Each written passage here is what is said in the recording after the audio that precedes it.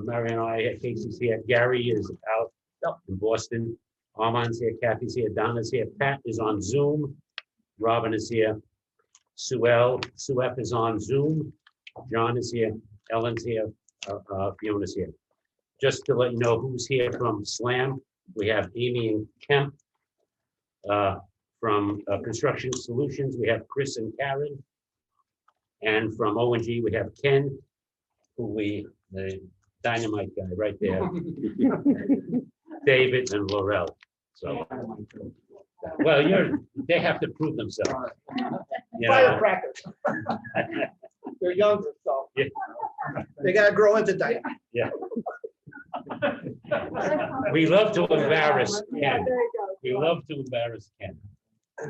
So, roll call. Also, if we could just go around so everybody knows, so our three excellent companies here, SLAM, Construction Solutions, and O&G, just know who we are. So, Donna, why don't you? Donna Mandiella. I'm Casey McKenna. Robin versus I'm in Manisha. Mario Rondapuco. Ed? Sue. John Kisco. Kathy Toder. Ellen Hona. Fiona Capabianca. Ally. Okay. Very good. We'll test you later. Right. Okay. So, approval of the agenda. Have a motion to approve the agenda. So moved. Fiona, second. Second. Second, Armand. Any discussion? All in favor? Aye. Opposed? Okay, you have two sets of minutes. Why don't we look at the first one, which is a resubmit of December 8th, right, Sue? We just had to say that we were in open session before the bids were. Right. Okay. Represented.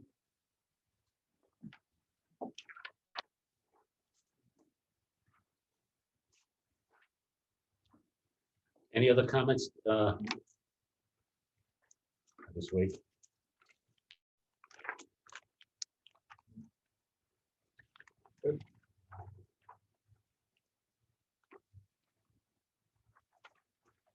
Armand, did you make a motion? Oh, I'll make a motion. Okay, have a second?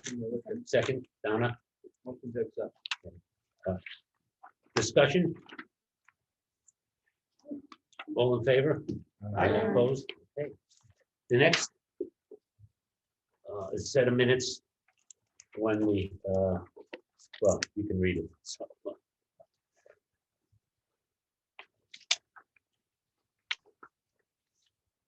you have them.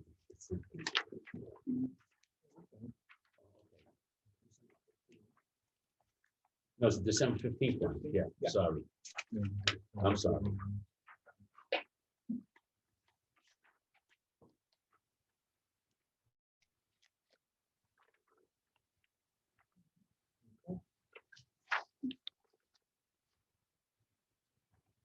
Motion to accept those minutes. Okay, Alma makes a motion. Second. Second, Kathy. Can I just Yeah, come out? Question. Let me know. This is such a silly thing, but in the new year, it's the 24 West Street parking lot, right? Not 25th Street. yeah, Okay, yeah, okay. sorry. I'm sorry. I've been looking at it and I'm like, okay, I'm just going Yeah. forward.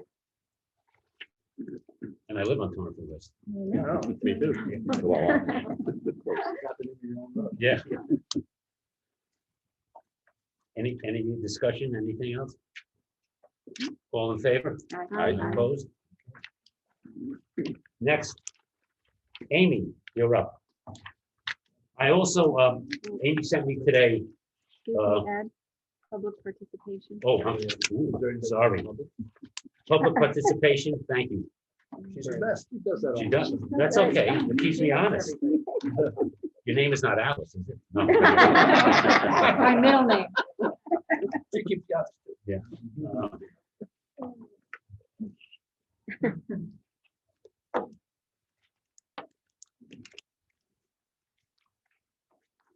He says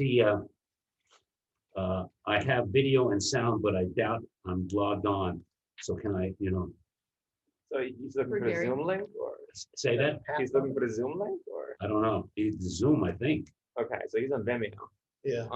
How do I send that to him? How do I get to him? You want his, Email. The Yeah, email? yeah, you have his email somewhere. I might have that.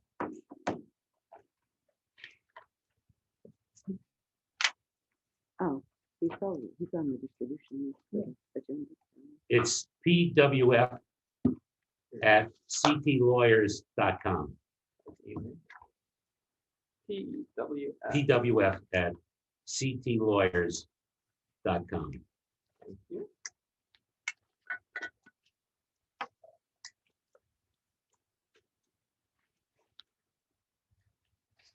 You said PWF, right? PWF, yeah. Yeah, did you see that?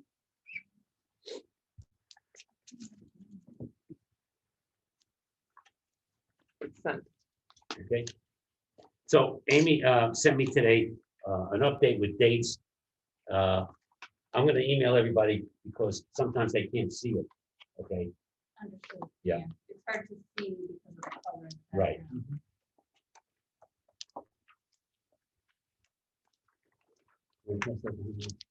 And when comparing this with the version that was in the agenda, Robin, Is there anyone the on dates the have public? changed a little bit. That's the main difference. The content is. Oh, sorry. Is it updated? everybody have one? I'm back. Okay. Yes, updated. Oh, I don't think you will. oh, yeah, no, There weren't any emails. no.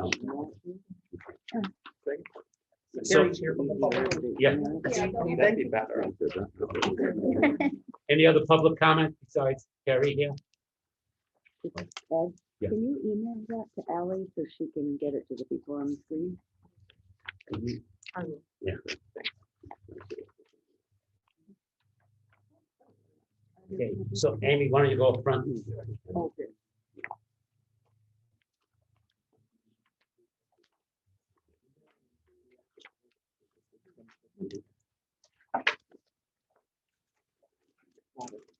I can send a PDF of the color.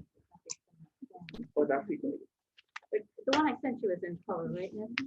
Yeah, yeah, but I didn't make colors. No, I understand, but you might have the PDF of it. Oh, I don't have my, it's on a different. Here, you know what, since you have a color copy, I'm gonna take a picture of that, it's just gonna look much better than the black. and That's white. fine. Thank you. I'm glad we have Ally here, knows what. what's doing. Yes, I did, because what I did is I changed the date to Okay, align so with that's when fine. we. were gonna- Yep. There's Pat. Hey, Pat.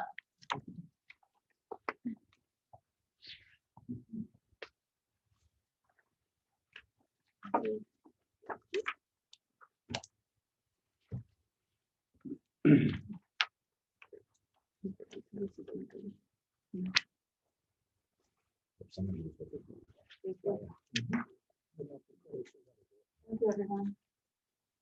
I feel like I have my back to someone.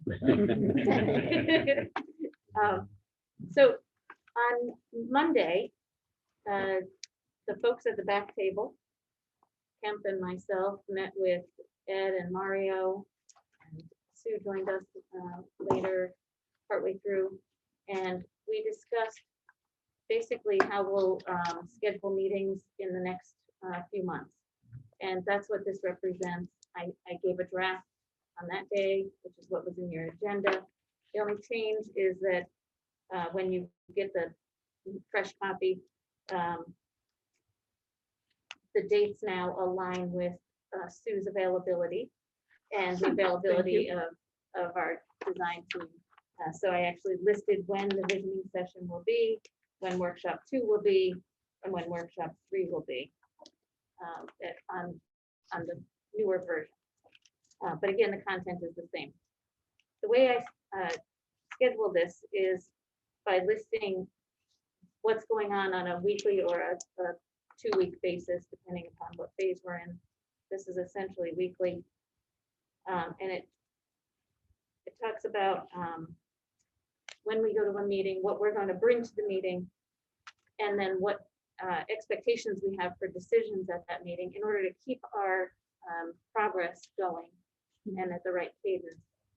So we determined that there would be one group who would meet with us for the first month and a half or so, which is we're calling the programming working group. And then a second group will be formed. It'll be a smaller group of people once the goals of the project are established and the program is completed. And it's really a program verification, the planning process. Then we'll start with a design group. There'll be a smaller group of people who will respond to us as we bring information, and then we'll report out to you in the building committee. And it may become once a month, or it may be every other week as you're doing. So I'm happy to walk through this in a little more detail if you'd like. Okay, so I think it's probably just important to look at the first page. We'll look at the first month or so to understand what we're working on. The line 2 is going to be our meeting next Wednesday. There will be about 20 participants. That's a little larger than we expected, but important for the introductions and important to make sure that everyone who has a stake in the building is represented and understands our process and feels like they are part of the dialogue and has access to us. Once we do that and have the general meeting visioning session where we'll look for project goals and we'll explain our programming, planning, and the start of our conceptual design process, we'll look to dive into the ed spec a little bit. I don't think we'll be able to get through the whole thing in that one first session, but we'll give it a shot. Amy Christmas talks fast, so people be ready. So Sure. who is involved in this meeting? So that meeting includes all of the stakeholders on the administration and school side. So Sue, if you want to mention it, Yeah, Maybe so something. we have department heads from the high school, we have theater arts, music, special ed.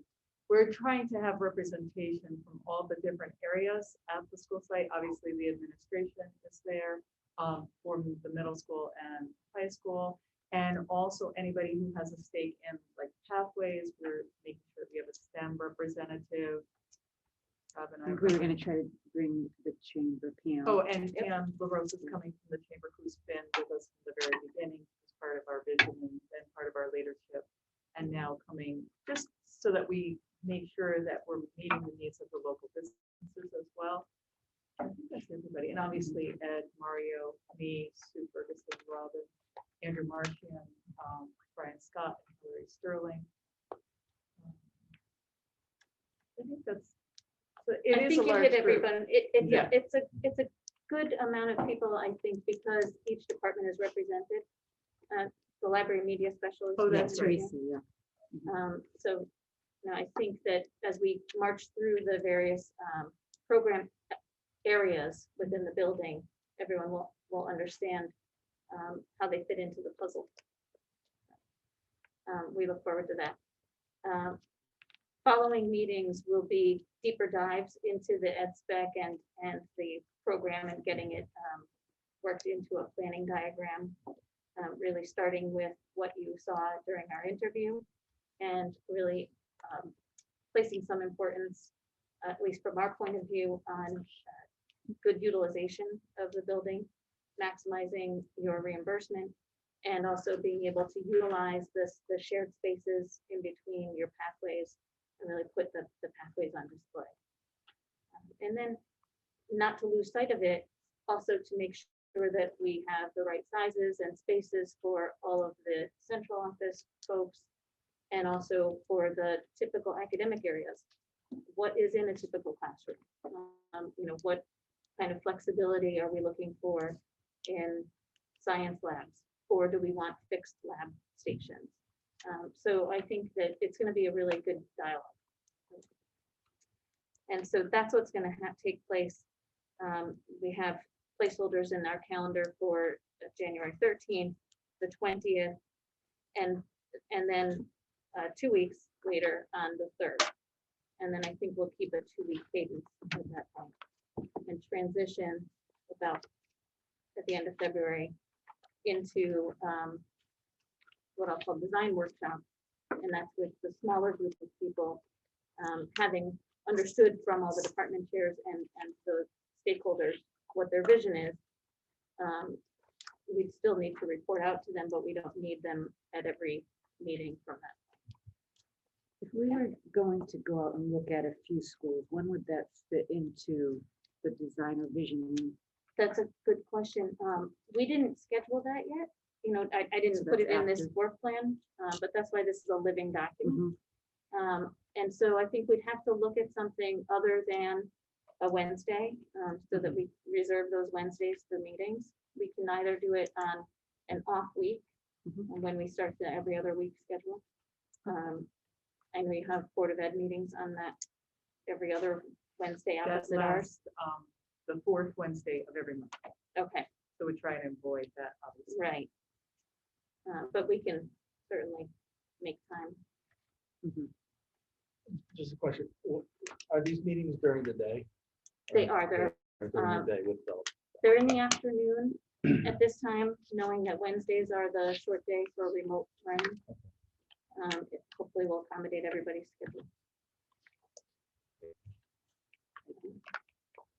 So as we get further along, I think, and I haven't even discussed this with Sue yet, but we'll discuss it at next Wednesday's visioning session. I think what we'll end up doing is the sessions on the subsequent weeks will be breaking the visioning group, the big programming working group into smaller subsets, and still all meeting on that same Wednesday afternoon, but perhaps scheduling high school folks for one time, middle school folks for another time, pathways or certain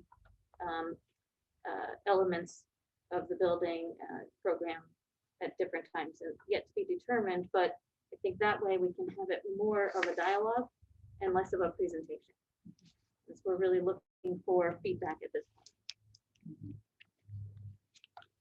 So I think that's where we go. You know, basically the deliverables remain the same on this whole page. We're just continuing to work toward the graphic building program, and we're starting to introduce to you the planning diagrams. I'll send this out tomorrow. So Great. everybody can see it. Okay, any questions? Thank you. Thank you. I did do have one question. Oh, sure. I'm really sorry. Yeah, that's okay. So once you go through this process, will something be brought back to the building committee to? Yes, to look absolutely. at. So we'll report back to you every meeting on our progress. Okay. You know, it's sort of a debrief from these meetings. We'll also be providing meeting minutes, and we can talk about how those meeting minutes get shared, if you all want to have copies of those as well. They're always shared with the people who participate, and then we can have them. Yeah, we should distributed share further. with the committee. We'll send. Sure. We can also talk about the, SLAM does have the opportunity to provide a website for the project, and we can let those documents live there. So our presentation will be available for you to view, as well as the meeting minutes. Does this board have the ability to zoom in and just observe to these meetings? Sure. Yeah, I mean, right now, everything is going to be virtual. Yeah. So if you have the opportunity at 1:30 on a Wednesday, Yeah, if they send the Zoom, we'll send it out to everybody. sure, it's already in your meeting invitation. And anyone who received the meeting invitation actually has the ability to forward it. But if you need help, or if you all want to share your email addresses with me. Yeah, they'll send it. Thank you. Okay, thanks. Thanks, Amy. Thank you. We also requested and Construction Solutions did their cash flow analysis. What we did, we wanted a cash flow analysis for the first year because the city needs some information about bonding or bank notes or taking money out of their fund to fund this until they go for bonding. So I dropped one of these off today to the mayor, so they have that. So let me just pass this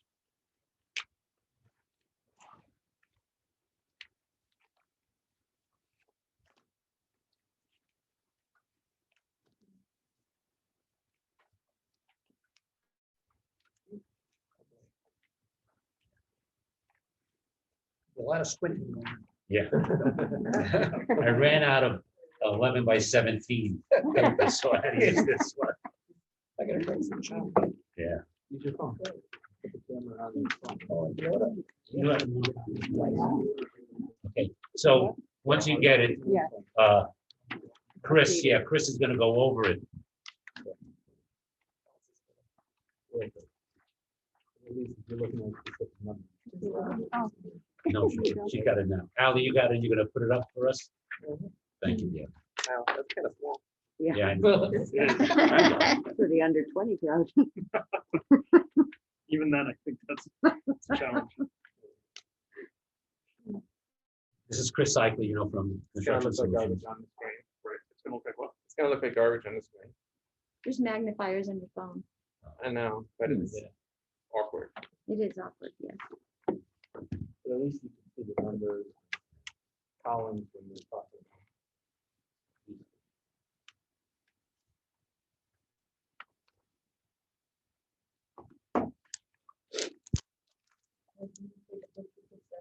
That's what I'm working on. Help you make this better next time if you'd like. Oh, can we blow it up on the copy? I don't know if I can get into that. Yeah, but Ally Ally can, can. if they have 11 by 17. Ally can do everything.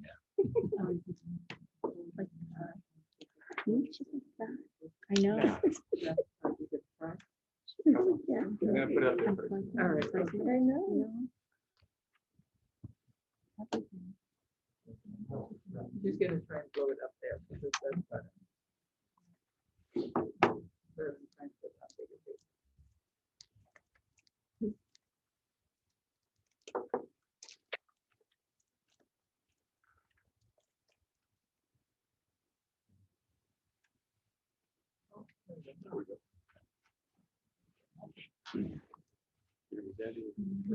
There you go. Nice. There you Wow. So you can read it on the computer. Just don't print. All right, so I'll run through this. The scheduled budget is, so that's our fee, the architect's fee, the CM pre-construction, the GMP, the tentative GMP right now is 131 million. I'm off $4. The soft cost, this is light because again, we only took this out through this version actually goes out to April of next year. Just to capture what I was assuming to be the third financial reimbursement from the state. So I just took it out that far. April, we're assuming we're gonna start construction in some fashion. But there will be costs associated at that point. And then, so the total of all these is 143 million. The 16 million that's down here is just the unallocated costs because I haven't projected out past April of next year. Those are the rest of the soft costs, the contingency,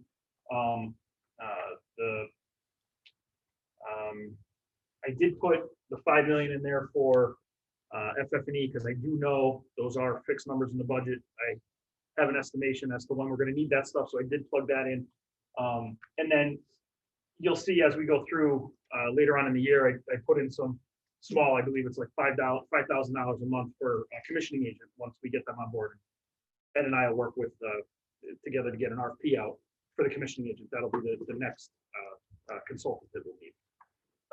So I just took, an estimate as to what I think their document review fees will be throughout the rest of the year. So as you go on now, starting in January, this is where we are currently. Our fee is a fixed fee every month through December of 2024. The architect's fee is broken out based on the duration. So I discussed this with Ken and Amy as well. Based on the durations and the way their fee proposal was broken out in the RFP. So they had schematic design, design development, construction documents, bidding. That's where we stop. So I run them all the way out again through April. And then this $17,000 is for O&G. Same thing, Dave and Ken took this $17,000. That's going to be a flat reoccurring fee every month. all the way out until, I had that going out till January for the 13 months of pre-con. Then it all kind of depends what happens with the bidding, when bids come in, when we actually start to mobilize. I assumed March and April. We're not quite out there. Yeah, but that's good because we can stop here. March and April, I've got some costs in there. We'll finalize that, fine tune it as we get closer. So this is kind of a living, working document. It's never really fixed. As we progress, it gets updated routinely. Down here, these green boxes. So this is the state reimbursement. So I'm making an assumption that the session's gonna end normally. The bond commission will sign the bill. We'll get our grant commitment letter in July. And then we'll be able to submit the costs for everything up until August. We'll submit that in September, right here. And then I'm estimating about $1.4 million in reimbursement coming back from the state in October. And then that starts the state's payment cycle of every 60 days. So you submit everything up to the prior month in the current month, and then you get paid the following month. So I run this out. There's 3 state reimbursements that I'm assuming. It all really kind of depends on when we get that grant commitment letter, if we get it in July or not. If that starts to slip, then these just start to go out as well. There's cumulative totals in here. So by the end of the year, December of 21, the total cost will be about $4.2 million in fees, based on my estimation. Right around then, in January of 22, we will have received a total of 2.1 million, and the town at that point will have spent 2.6 of their own funds. So, and again, this gets updated. These figures get updated as it goes linear along the calendar as well.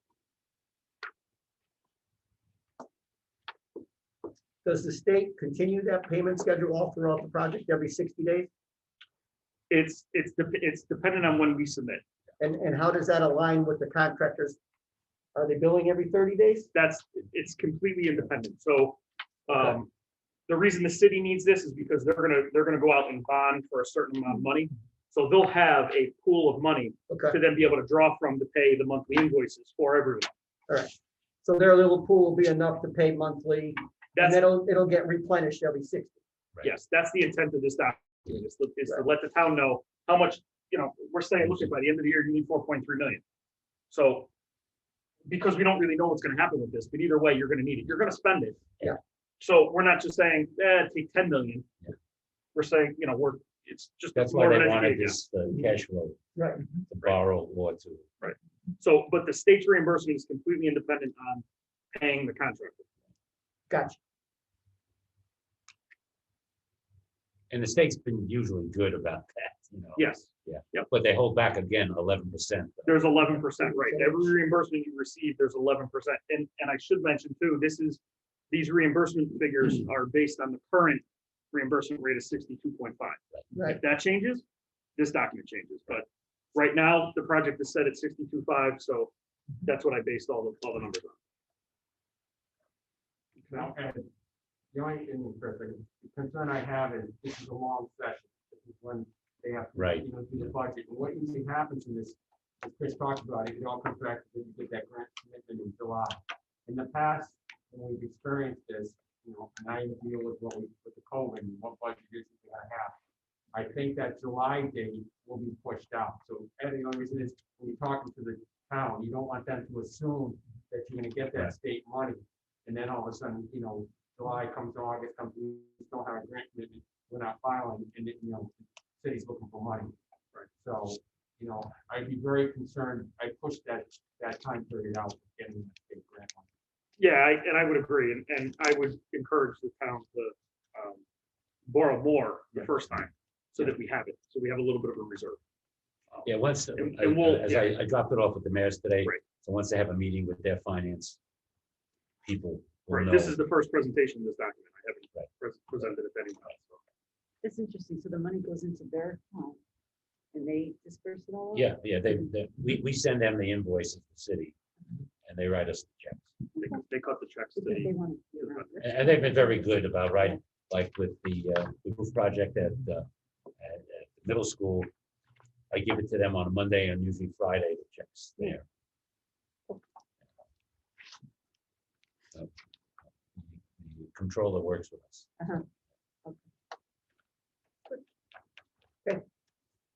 Also, Can I just ask another question? Sure. And I apologize. Just what exactly does a commissioning agent do? I just want to make sure I'm understanding what all these.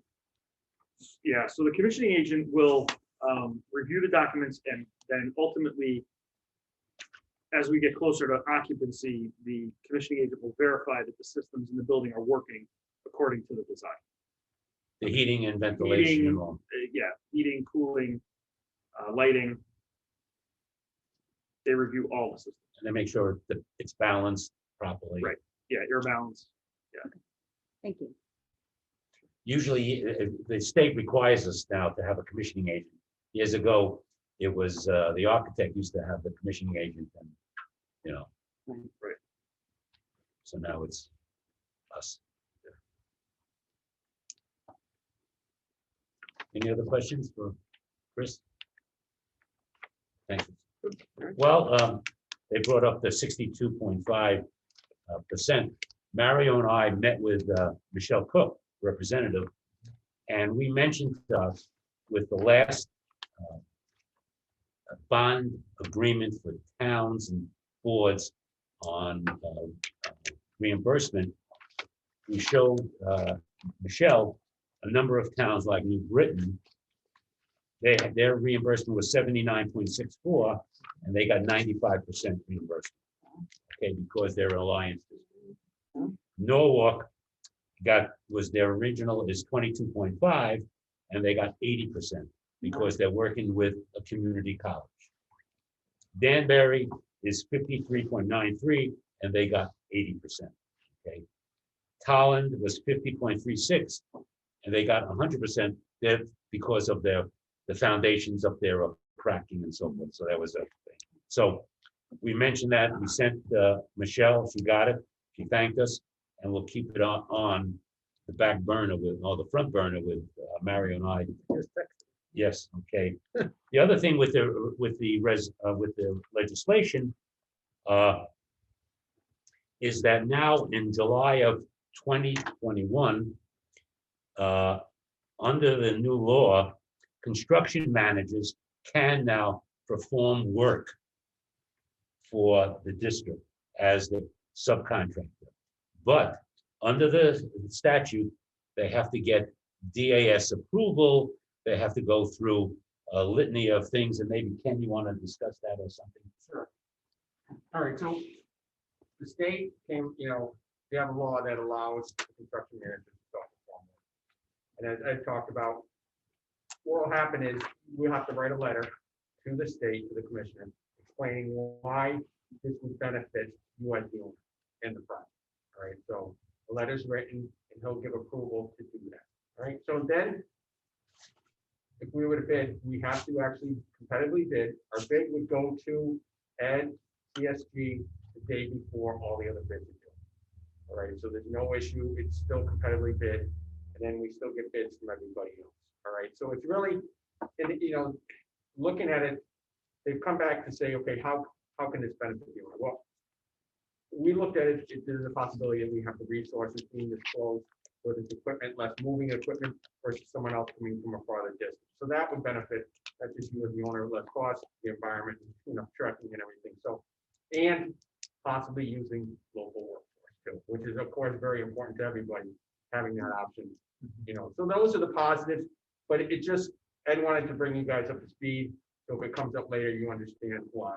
But they can always repeal it again because that's what they did before. They repealed it and then they put it back into action in July. So when this new session comes in, they may repeal it again. And so we'll be back. Okay. So we just want to mention to you that right now, as of July 1, it's coming up July 1. It's okay. Just a quick question, is there a maximum maximum allowable amount of work you could do? No, they didn't come back, and, they didn't, come back with anything on that.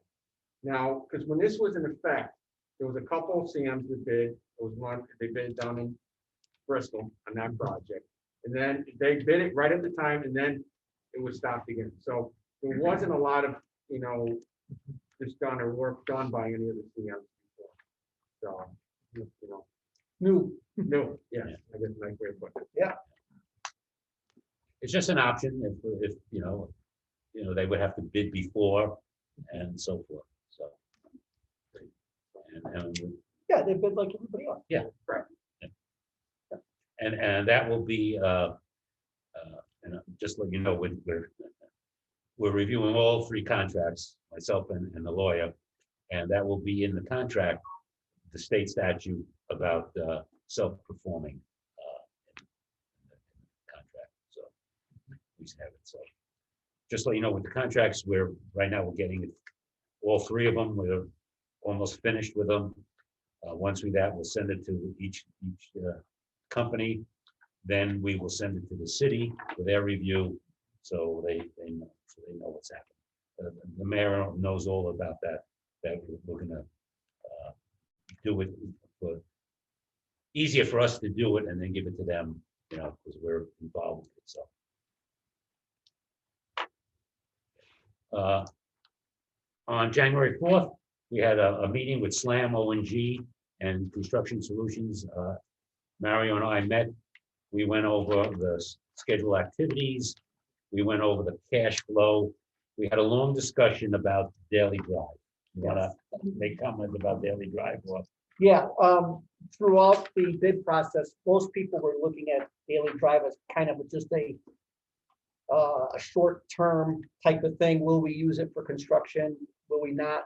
I all along felt pretty strongly that we should utilize it permanently. It should become actual width of a spec city road. And at the very least, we should dump traffic in or out of the place at both opening and closing. Doesn't have to stay open all day, because then you get people cutting through the heart of the campus. So what we were proposing and with our design team is we get that road to a proper width. We install an automated gate that Robin can flip from the building. And we open the thing from 6:30 to 8 o'clock and 2 o'clock till 3 o'clock. And we're not quite sure what we're going to do yet, but maybe some buses come in that way. Like I think Ed said 25 of the buses handle the northern part of the city. The city coming easy that way instead of going around. So I'm just having a hard time visualizing everybody cramming up Major Best Drive off of Prospect of Charles. It's going to be too much. And on top of that, on the short term, we would use it for all the construction vehicles. A lot of people were saying, let's just come in, take a right at the skate park, but it's still, you're in the heart of all that traffic. And when we built the field, we used it on the backside, and I think that's what we should do again. So I don't know how you all feel about utilizing Daily Drive on a permanent basis. But that's the idea that's getting kicked around. Anybody have any thoughts on that? I mean, I've thought for several years we should do that, but I think we have to go through planning and zoning to get it changed. If you remember, and I remember, because when years ago in the 70s and 80s, that was open Daily Drive, I mean, it's 24/7, Yeah. Great yeah. And also, if you remember, Vogel Wetmore, the kids used to go to the Y, so they had to cross the street. Yeah. And we went to planning and zoning and the police, and we had to close the street so the kids could cross without getting hit by a car. It's amazing that nobody got hit for years, being, especially your son and my son. Who would present that to the? We would do it, with Amy. Part of our. Yeah. Okay. Yeah.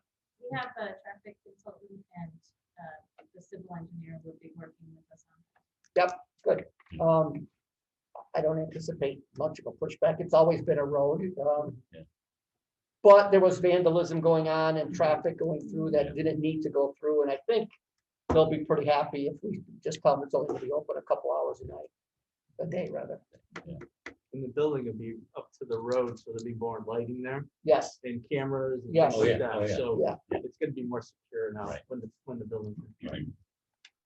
yes, sir. I don't think there are any streets in town where the residents get to say whether or not traffic goes past it anyway. No, no. I mean, we're Um, talking taxpayers versus subsidized housing. the best we can remember was that's always been open until they started building Dolman Drive. And then it got closed for some reason, and I think it got closed a lot because of vandalism too. And then it was only partially closed. You could drive up to the new softball field, and that gate was closed at the shop wing, and people used to ram their cars through that thing.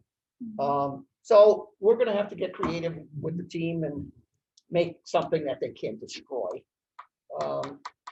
But once you educate the public that they know it's not open on the weekends, it's not open during the day, they just won't go there. Yeah, so Can they put like a speed bump or something?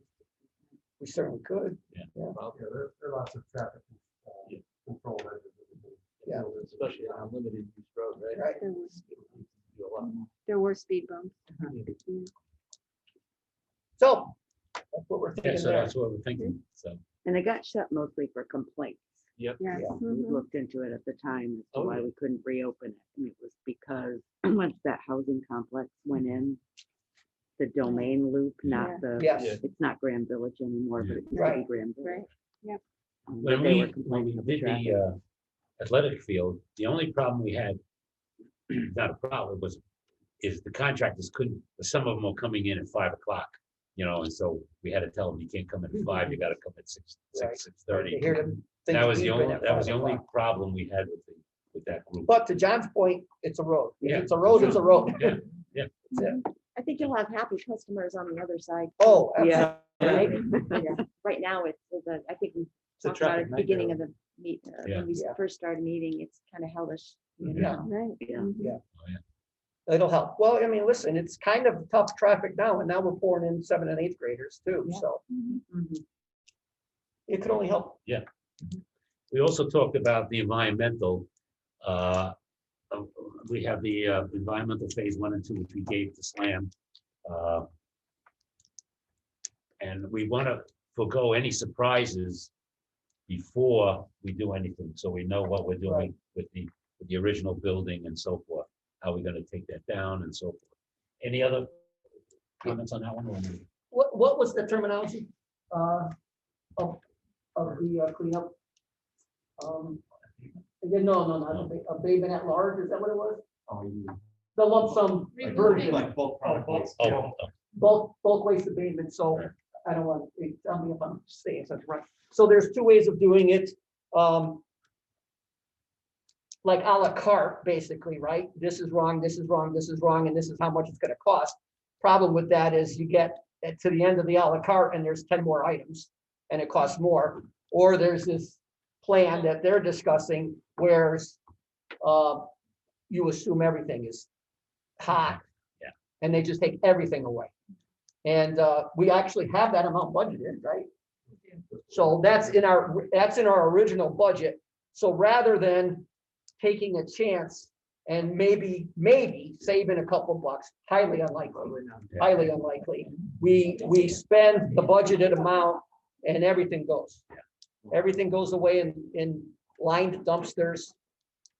No questions asked, nobody cared. Well, not that nobody cares, but it's all taken to wherever it goes, Waterbury to get burned or wherever it goes. I think Ohio. Ohio? No, seriously, Ohio is the only place that takes it. Minerva, Ohio. Oh, holy Minerva. Don't ever buy a house there. Yeah, Really. So did I explain that clearly? Reasonably so. They may put So, you on the payroll. they might, but, so we're not gonna save any money on abatement, But at least it's but we're not known- gonna get caught with our pants down either. The known cost. Right, Yeah. right. So that's good. Yeah. Because everybody here Yeah. thinks it's gonna be fairly ugly. Mhm. So that was discussed. We also talked about, NESDEC did our last enrollment, I just sent them the updated figures, so we'll see if there's any change in that. Also, I told them about, it's now 7 to 12, so they're gonna look at how many kids have left and maybe what a percentage would come back, so they can take care of that for us. We also, Fiona got a letter from PLA. Okay, so Ken, why don't you talk about what a PLA is? All right, a PLA is what they refer to as a project labor agreement, right? Which means you sign on with the union to do this project. And there's, we've done numerous PLAs with different cities and different locations. So currently, right now, Middletown has a PLA, London has a PLA. All right, so there's pluses and minuses anytime you sign in and sign on with a PLA. Especially when it comes to what we refer to the MEP contract. Because that's where we see the biggest impact with a PLA. Normally, whether it's the operators, whether it's, carpenters and stuff like that, you get a lot of bidders, especially in this size of a project, because this isn't going to be a big project. So you're going to get more of the union type bidding. The MEP contractors, what happens is there are some What is an MEP? mechanical, electrical, plumbing, HVAC, those type of contractors. There's some non-union contractors out there that are quite big that would look at bidding. So if you went with a PLA, there's a possibility, you would limit them bidding the project. The amount of your bidders on those trades would be less than if it wasn't having a PLA. All right. So, and I know you guys are going to plan to meet with the union, and they're going to come in and talk about why they think, you should sign on. And right after that, the ABC, which is the non-union association, will be coming to you and presenting why you shouldn't do it. All right. So it really comes back to you as a town or city, excuse me, to make that decision. What do you want to do? And because it would have to be a town council vote. So, if you guys hear it out, listen to them, town council would have to make that authorization. And what they would do is authorize us as a construction manager to enter or start doing the PLA agreement and discussions and go back and forth. Because when we look at a PLA, there are some items that we pull out of the PLA, whether it's security, whether it's temperature control, because there's just not any union contractors out there to meet that. And then what they also do in a PLA is establish local workforce goals. So that helps, especially with the union contractors, if there is a union mason, or if there is a union electrician, or if the union iron worker in Torrington, they get him to come to this job, or they try to, let's put it that way, to come. So now you're getting the local workforce involved. So it's kind of something you as a city would have to think about and decide which way you want to go. Question on that. So if you sign on to a PLA, are you bound to only hire union ones? Yes. Okay. And if there's no union companies that bid, then can you then go to a non-union? Well, most of the time you will get coverage for all those packages. Because don't forget, we're going to break into different packages, whether it's site work, concrete, masonry. So you will get bidders for those packages. So they'll pull out the ones that they know they're not gonna get union bids on. Right, and that's where we'll look to say, okay, we know, the certain items, So that's signed into the agreement that, okay, PLA, union, we're gonna give you this, and this, but we're excluding these packages. and this is where you have the most leverage, of course, before you sign on, you go back and forth because, we've learned a lot, on those issues previously. Well, another question. If you don't sign on to a PLA, okay, then don't you open yourself up to more bids, more companies that would bid and more of a competitive pricing? I'm gonna say yes and no. And the only reason I'm saying yes and no, because of the size of this project. You have a massive, you're probably one of the biggest projects in the state right now, that's going out. So you're gonna have a bigger type of companies that are gonna be bidding this, which you already know you're union, all right? But there is, if this was a smaller project, yes, because there's more smaller guys to have, that couldn't bond the project this size. So you limit some of your resources. Is there a possibility you're going to limit some bidders, especially on the mechanical, electrical, plumbing? Yes. There'll be some, limitation on that. Is it in your experience, is it beneficial to pull out MEP out of that? No, they're not gonna, they won't allow us to do that. Because we've actually tried to do that. And they'll say no, because then, those union, It's a decent portion of. yeah, it's a big portion. They're gonna allow us, they'll allow us to, pull off some of the smaller stuff, but nothing of that magnitude. I don't have any question. Fiona has a question. So if non-union companies were to bid on this project, though, we would have to follow the Davis-Bacon Act, wouldn't we, and pay them prevailing wage? So the Correct. cost isn't gonna be Right, that much different, because the employer's gonna have to cover the prevailing wage. that's right. You're always paying prevailing wage, which is the union rates. But that is, you're 100% correct. It's just that they always come back, how many bidders you have, competition. If you have more bidders, what we've seen in the past, you get more aggressive numbers. Right, so that's what you weigh out. And there's different studies out there, and if it costs you more, it doesn't cost you more. And what's the impact of having this resources of guys on the bench, having an apprentice program, having local workforce. Those items. So. Yeah, and then normally, because we've gone back and forth, and we look at the percentage of how many union contractors we have, and they do vary. Sometimes, it could be 60% of a project will be union anyways. And then, sometimes, on a smaller project, it might be less because there are smaller type companies that, are willing to tackle it if they can't get the big bonding capacity. And what we'll do is we'll try to break up some of the bid packages to make them a little bit smaller so they're not too massive. Because don't forget, your project's been going for quite a bit of time, and a lot of guys tie up their bonds for that length of time. It's an impact for the smaller companies. If that answers your question for me. Yeah, I just didn't want people to No, I don't go want in people, right. thinking that it's like so much cheaper than that, because it's it not- actually no, doesn't we're end still up being. paying union rates at the prevailing wage. So, no, it's the same. And that's the reason we see a lot of union contractors bid the job and get the work anyway. So I think, set up a meeting, hear from everybody. And then we'd have to. Can I play devil's advocate, Ken? Sure. If the union shops know they're bidding a project, even though it's prevailing wage, but there's open shops bidding it as well, wouldn't the tendency be to tighten your belt a little bit more to compete with the non-union jobs? Because those prevailing wages, you told me the other day, are minimums. Yeah. Right? And the unions are probably paying more.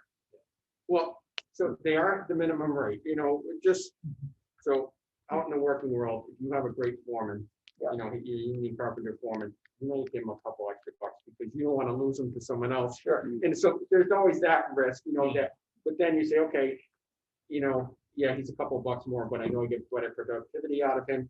So, to come back and say, will they sharpen the pencil? It just comes back to the more bidders you have, usually the more aggressive people look at things. Yeah, I could see that. You know, Let me ask it a different way. How many non-union shops are there that could handle these MVP contracts?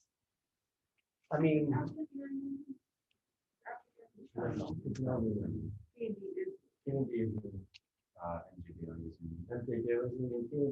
that would be big enough. it doesn't sound like there's a lot. Right, they're still doing. Right. So Ferguson would be a non-union, EPI, Yeah, but electrically. Yeah. Does Ducey still do that type of work? Well, I know they're highway. also. well, again, they're picky, they may go after it if it's a PLA. What we can do is get you, because the MEPs and mechanical electrical plumbing are the biggest concern we have. We'll get you a list of the possible union and the possibly non-union guys that would bid this. Okay, so now we weigh it out and say, okay, if there's only 2 non-union and then Right. there's 6 union, okay, maybe that may, but if it's 50-50, it may be something that you talk about and think about. And then we'll reach out to those non-union guys and say, hey, if we bid this at this time and it's roughly at this size, is it something that you would be willing, thinking about bidding? Or, if they say no, it's just, we don't want to type our bond, then we'll know that too. Just for our committee's information, the city has a tendency of doing the agreements, right? Or at least they did on town hall, right? Well, they did not sign an agreement on town hall. Okay, because really, it's not gonna be our decision, No. right? It's gonna be the council's decision. Correct. And also site work and abatement. There's quite a pool of non-abatement, non-union abatement demo, right? I'm thinking, well, you're gonna tie the abatement and demo together, so I'd be like a man of water, so. There's still a non-union people. Oh, what? I'm sorry, but I can't hear what I'm you're sorry. saying. I was also mentioning, he's mentioning MEP mechanical, but there's also abatement and demolition of the building and site work. So you've got a very large site package, the outside work. So there's also Yeah, non-union there's a lot companies of that are capable of handling those two as well. So let's get you a list Yeah. of the union, non-union Right. contractors that we think would probably fit this job, and we can look at that and that help them, think about what you want to do.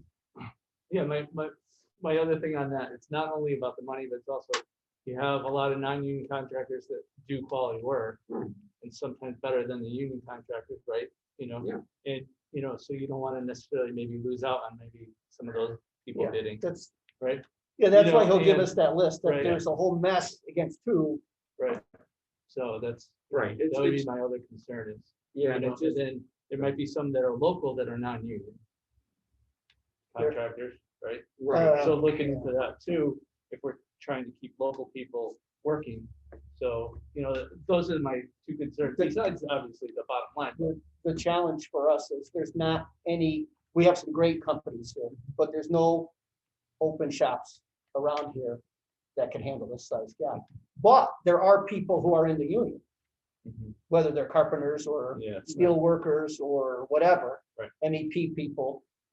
So that could be our way, according to what Ken has told us, that these guys are required as part of this PLA agreement to go find these local people if they exist. And they can actually, they have at their disposal the lists of the employees, so that you could, when they come, you say, listen, I want to see across all the trades, who are the people that live in Torrington. And you can see trade by trade, union by union, how many people live in Torrington. You can see how many people could possibly. the thing is, we had a problem with that, them giving us a name, and what we did was, we said, well, give us a number.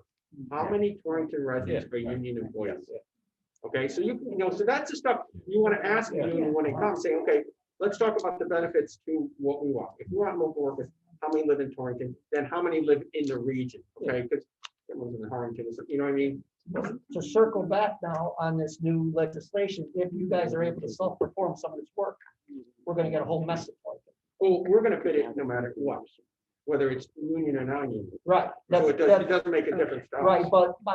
Right, but there are gonna be a lot of O&G people from town Right, if working we're on that successful. project, if you're the low bid, right? He's coming. Okay. Right now, there's not a percentage that you cannot, right now, is there a percentage that you cannot exceed to self-perform as a construction? No, there's worker? nothing. We haven't seen, but I'm sure Costa would say, you can't do that. We have to bid certain bid packages, okay, so we can't bid everything. We're not, Of course. we're only gonna bid stuff that we. can You're compete. actually gonna do. Right, so that's, we can't just throw a number when it can be competitive, because guys, some of these guys do it all the time. Right. Sure. But, I'm just learning so much, but beyond the number of bidders and price of the cost, is there any pros or cons? Are there any pros and cons, union, non-union? For example, working conditions, number of hours, that kind of thing that comes into play. No, there's really, we'll have the work hours established, what they have to do, the elevator contractors, but the elevator guys are gonna be union no matter what, because there's no non-union. They have more holidays than everybody, but, so that's, So it's all equal. it's all Yeah. equal. Yeah. So what I can get to Ed was, the state actually did, a study looking at the pros and the cons, so I can get that, and you can get that out to the committee. Right, But and a then lot if of you give these- us the list, Yeah. that'd be great. A lot of the, these questions, you really want to ask the union when they come in. Okay, how can this benefit us as the city of Torrington? How is this going to benefit this project and the residents? Do they come into us or do they come into, I know they come into the town, but what is Well, the what happened, procedure for? they contacted the mayor first. That's what they always do. And then I think they contacted Fiona. Do we make a recommendation or it's just all in the city council's hands? Well, I suppose Fiona's gonna say to the mayor, the committee would like to see, and then they're gonna do what they want. Yeah. Right now, we're gathering information. Yeah. So we're Yeah. setting up a meeting. We'll gather that information and then we'll Present it to the city. Yeah. determine finally, because this is an unusual structure. Because typically the Board of Ed subsection is not the building committee, so this is unusual. So we need to get clarification on who exactly can make that decision. Because everything else about this project is different. So working on that. Yeah. It's a unique way of doing it, which is great for us. It's a better way. Yeah. Well, I can't say that. So. Okay, so I'll yeah, follow up with the contractors and and the pros and cons. the pros and cons and get that together. We also talked about when do we review some ad alternates, and we were talking about possibility of the turf field on the varsity baseball and soccer and softball, and grass on the JV baseball and soccer fields. Looking at that, we talked about can we add 2 additional tennis courts? We're looking at that.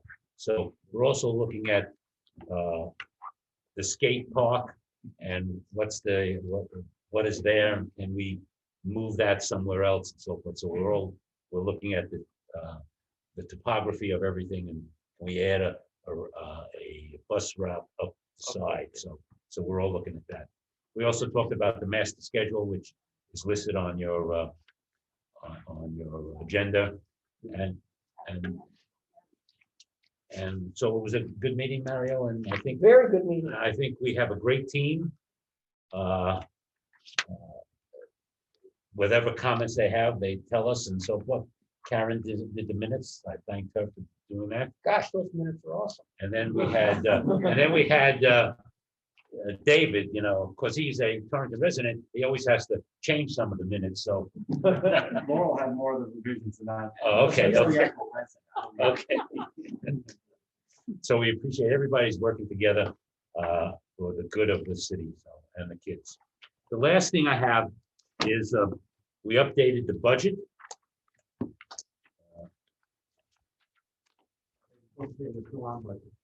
Yes. And we're under budget. We're under budget.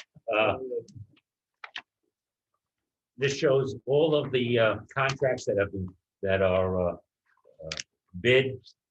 We saved about $2.3 million on the contracts, and we put that money into our contingency, just so we know where it is, and we're not going to touch it. And also you can see on the second page how much we have for the asbestos abatement, PCBs, and demolition. So and every time we'll update it. We also have a CM contingency. We also put the escalation in there for 20 months. So this was O&G's continually going through that, and I'll send it to the members who are not here. So any comments, Ken, on? No, and like I said, what happens is this is, what we used to establish the $159 million. And it shows how we broke it out, what we care for square foot. It's very important to get to the design team that they know the parameters and what we're looking for, so they have an idea of, of dollars per square foot and stuff like that. Then we can give additional breakdown if they want, when we want to start talking about HVAC, how much we carry for that, electrical. It just helps them with their overall design. So, so I don't think, the owner's soft costs, we have everything covered there, so we should be in good shape. In this, when you actually, what'll happen is, as the estimates get developed or as the project moves along, you'll see what we have, the design estimate contingency. It's on the first page there. It's like in the middle. I think it's at 10%, if I remember correctly. It automatically will start dropping down because we made some assumptions when we put the documents together. And as we work with SLAM, they're gonna, there'll be some unknowns that we didn't figure. That's what that design estimate contingency is for. Cover design issues, cover estimate issues. So that number will continue to go down. Your escalation will continue to go down. But you're going to want to hold that 3% construction contingency line item when we go out to bid. That'll be part of this guaranteed maximum price. So as the job progresses, you're going to see those numbers go up and down, change in different locations. And there's one number in there which we have to talk to the city about later on, about the building permit fee of 1.2 million, so we want to talk to them about that. We had to put it in, You put it in and just, that's not eligible for reimbursement, right? okay? So, I know you're taking from one pot to pay in the other pot, you know what I mean? But Right. it's, if you can get that, it's a good chunk of money.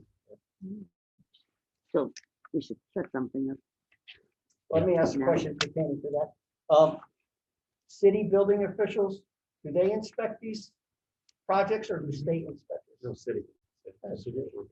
So what we did was, sometimes we set it up, we carry money in there so you can have the inspector, the building permit review done by an outside source. Sometimes this is just too much for the building inspector to do internal. So we'll sub that out, get hit the building comments, come back, then he just reviews the comments. And it helps it to move it along much quicker. Okay. So the town city could make a case of, we're spending a lot of money on manpower doing inspections, reviewing plans. That's why we can't. But they're all salaried employees, so they're Right, getting paid no That's very matter true. what they're doing. That's very true. So it's That's double true. taxation, Yeah. no matter how you look No, at that's it. true. No, listen, it doesn't make any sense to pay. It doesn't make any sense to pay them, so they, yeah. it doesn't. I get it. I know. I thought for some, are the technical schools inspected by state? State. Okay. Maybe that's where I got that. And the other thing, is I know this is down the road, but I mean, we're talking 4 years is gonna fly by, but, the, Wolcott Tech currently, uses some of the kids, some, parking. Correct. So my guess is they're gonna lose some of it or all of the ability to park because we're expanding our campus, we're putting fields down below. So has there been communication? Not yet. No, we haven't reached out, because I know we looked at, possible if we need construction workers parking over there, different, they need that. And that's, we just need to see, I didn't see what the count is and how many they actually use, if there's, what spaces are still available. So that's something we should have a conversation. Yeah, because of COVID, they don't use that many now. Right.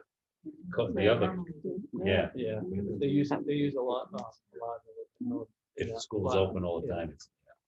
Yeah. All right, we'll get to that. Any And other? the only other thing on the answer, sorry. Yeah, no problem. I just when you hear us refer to hard cost, soft cost, you'll see that front page is what we refer to as hard cost. Hard cost is the actual building, the structure, and everything like that to put it up.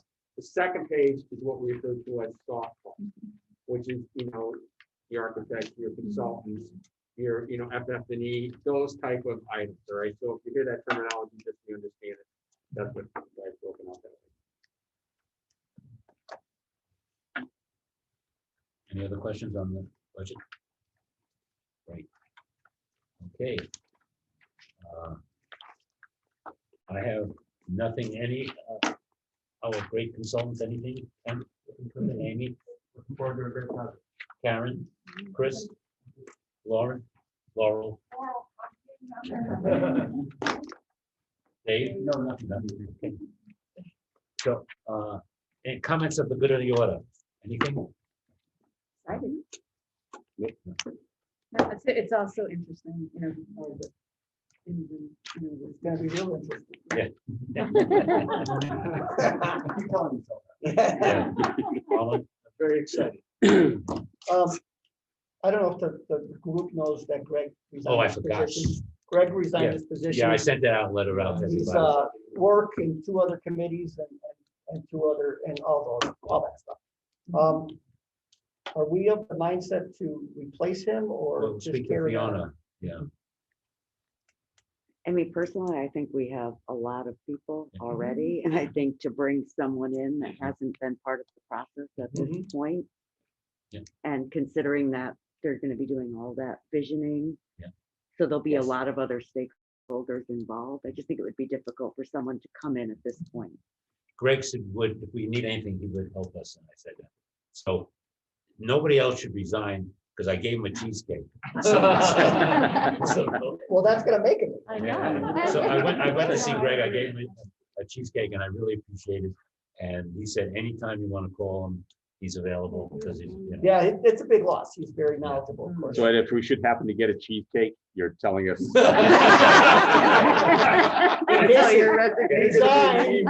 Resign and then rejoin. I mean, I don't, what does everybody else think? I just think I we've agree. already covered That's so right. much. I agree, except for the fact that he had a real understanding of Yeah. inside the industry. Yeah. Yeah. And his insight on questioning and all that was Yeah. very great for us. Yeah, I don't know that there's another guy out there like that. You know, That would be willing to do everybody, this, right? right, that's willing to do it and lives in Torrington or is a business owner in Torrington. We could find someone else with a different area of expertise, but it's up to you guys. I know Gary would like to keep it. I had this conversation with him too. He'd like to keep it just the way it is. We have a lot of experts over there. Right. Oh, well, and that's- now we have all our, Yeah. Yeah. our experts. That's Now for we have sure. paid Yeah. experts. That's for sure. That's for sure. Yeah, so you heard that, experts. You don't want a cheesecake. Yeah. That's like the kiss of death. Not potato chips. No chips. Anything else? No? Keep going. Keep going. Great, great committee. Thank you so much. Great team. We're couldn't be happier. Very, very excited. John? So far, so good. I'm happy. I'm good. The only thing I have is the residents of Torrington. Say that again. The residents of Torrington are not giving up on this potential of a pool. Huh. They're We talked about it through the Monday. roof Yeah. about they won't stop about the pool. Have you heard more? It's constant. Yeah, that's what I told the guys on People Monday. can't even believe that we would consider doing this without the pool and Well, I It's think the crazy. message has to be that the $7.5 million it costs for a pool comes with no dollars from the state. Mhm. Totally non-reimbursable. Extra insurance, Yeah. extra liability, yeah. the extra cost of licensing and maintaining training for the custodians. And most of all, if they're so penny wise and pound foolish, they have to look at the numbers.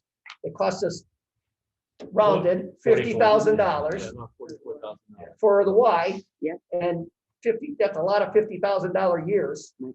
I think somebody told me 100 and something. 150. $50,000 years at the Y. Of course, the Y is gonna be rumbled by then. Yeah.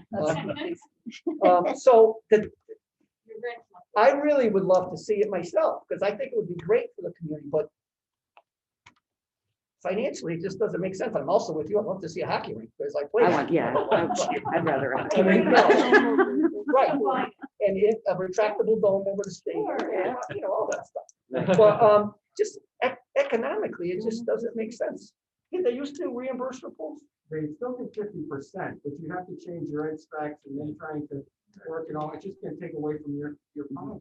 You Right. know? And it's not 50% of the 7.5 million, it's 50% of your reimbursement. Correct. So it would be 32 Thirty, something. yeah. 30% instead of 60.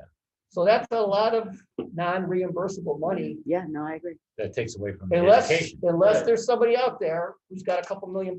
Right. Yeah. And maybe, listen, maybe there is. Torrington, people think we're a bunch of raggies, but there's a lot of rich people in Torrington.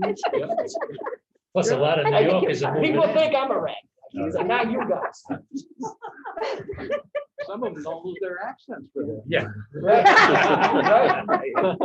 Lucky Gary's not here. So- Yeah.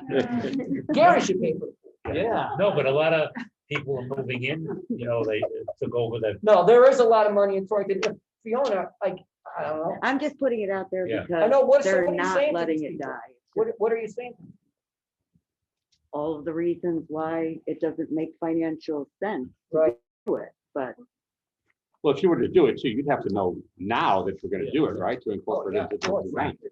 So, We never promised nor implied that there would be a Never. pool. No, there. never. Correct, never, correct. never.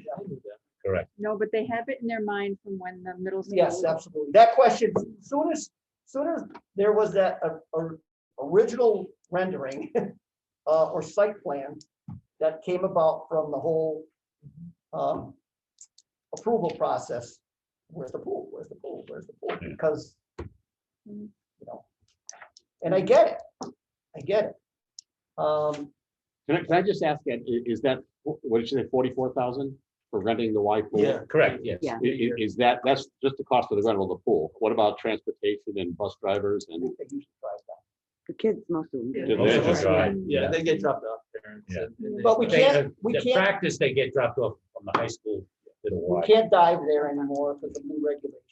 But the The trade's not buses big that are enough. already going, so it's not. And the community can't use it. You know, we could do swim classes for seniors and stuff, but I don't know how we even do that when school's open, but Yeah.